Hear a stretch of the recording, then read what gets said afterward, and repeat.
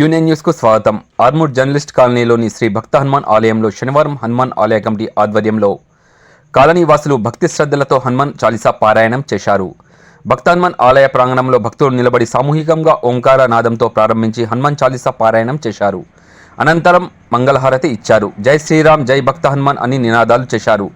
ఆలయ కమిటీ అధ్యక్షులు Puppala Shivraj Kumar, journalist colony అభివృద్ధి కమిటీ అధ్యక్షుడు గోస్కొండ అశోక్, కోశాధికారి ఎర్రబొమ్మయ్య, సంగాము నర్సయ్య, గడ్డం శంకర్, ఎల్టీ కుమార్, ఎల్ సాయన్న, సదమస్తులు గణపతి, సిహెచ్ నరహరి, బొల్లు జీవన్, జయరాం, పోషెట్టి, నల్లసాయన్న, గోపి, బాజన్న తదితరులు ఇట్టి కార్యక్రమంలో పాల్గొన్నారు.